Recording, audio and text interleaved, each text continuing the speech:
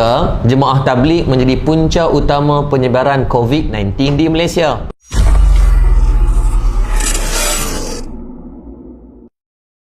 Assalamualaikum warahmatullahi taala wabarakatuh. Saya Muhammad Yaakob Yusra bin Muhammad Yusof daripada Murtada Dakwah Center. Tuan-tuan, mutakhir ni negara kita didatangkan dengan ujian COVID-19 dan ramai pula orang yang sekarang ni menghalalkan lensa kameranya kepada untuk menyalahkan golongan tabligh. Pertamanya kita faham dulu siapa itu tabligh.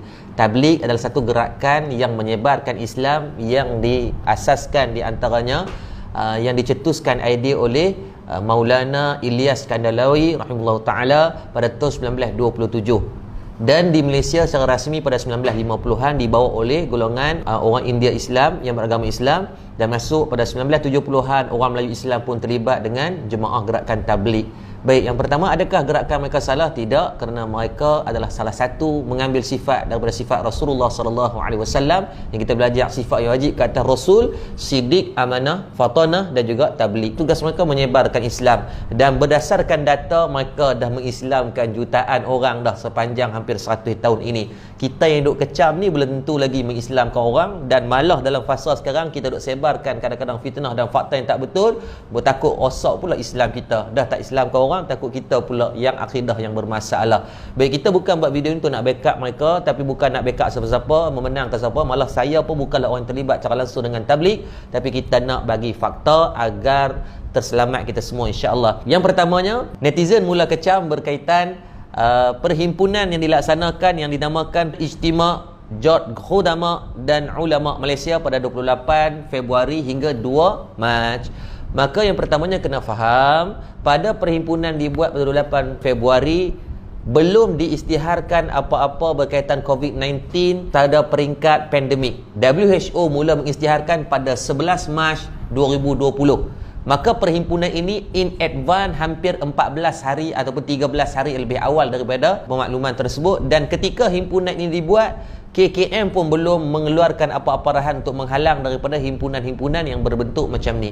Dan untuk makluman semua juga, pada 28 hari bulan, hari yang sama himpunan Ijtima' Seri Petaling ini berlakunya juga perlawanan bola di antara Piala Sumbangsih JDT berlawat menentang dengan Kedah. Walaupun Kedah kalah, saya sedih tuan sebab saya orang Kedah. Tapi still perlawanan tu lebih ramai jumlah yang berhimpun daripada Seri Petaling. Dalam masa yang sama, kalau tuan perasan, ketika 28 Februari berlakunya langkah Hotel Sheraton daripada kalangan orang politik, still ada perhimpunan media berhimpun beribu orang ketika tu.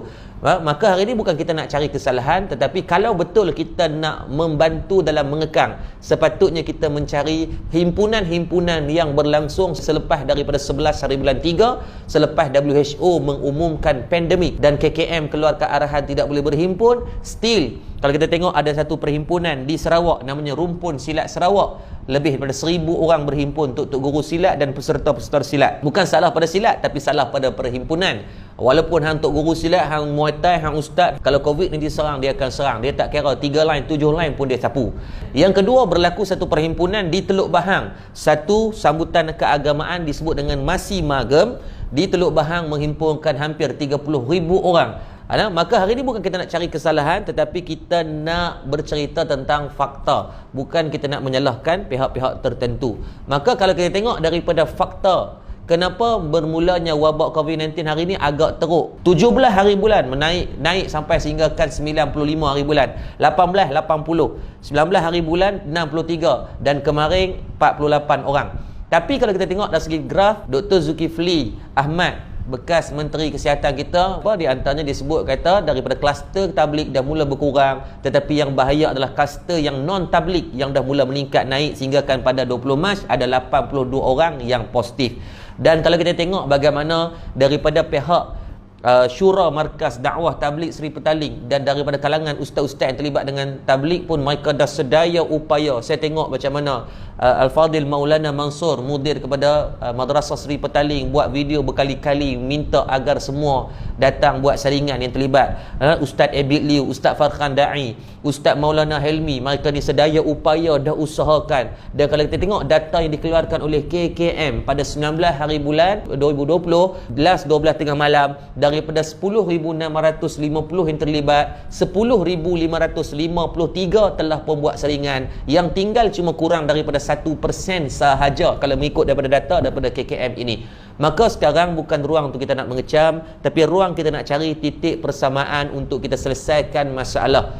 Sebab kalau tuan-tuan kita tengok dengan ruang ini banyak berlakunya penyebaran fitnah yang tidak betul, seperti mana mereka viralkan kemarin dulu satu kes dibacuk, katanya seorang tabligh tidak mahu bagi kerjasama. Saya ambil gambar confident, gambar seketui besar gambar orang, tapi kemarin secara rasminya pada 21 hari bulan KKM keluarkan di harian Metro berkaitan penafian, kata dia tak bagi kerjasama. Malah dia kata KKM memaklumkan, kata dia bagi kerjasama yang sangat baik. Yang kedua, hari yang sama pada 19 hari bulan disebarkan satu berita, katanya jemaah-jemaah tabligh yang disaring di Hospital Ipoh, mereka berjalan di antara katil ke katil untuk sebarkan dakwah. Bila ditanya balik kepada doktor yang terlibat, doktor tu maklumkan mana tak masuk akal, tak logik, dan itulah tidak benar disebabkan peserta-peserta saringan COVID-19 maka diasingkan daripada klinik, daripada orang-orang pesakit-pesakit biasa. Saya tidak pasti siapa yang rajin sangat duk menambah dosa dan bagi orang buat dosa yang sama.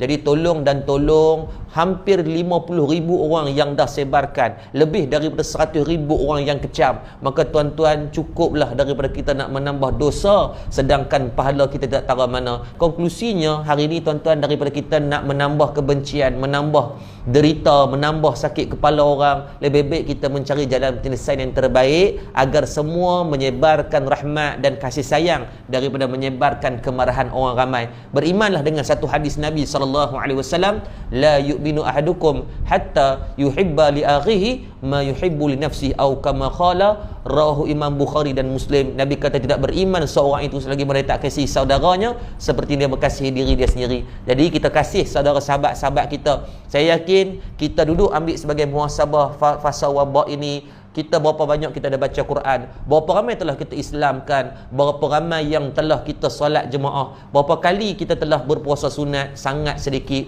Maka ingat, virus yang lebih bahaya daripada corona adalah virus menyebarkan fitnah, virus tidak tabayyun daripada berita yang kita sebarkan. Selamat beramal, wabillahi taufik. Assalamualaikum warahmatullahi taala wabarakatuh.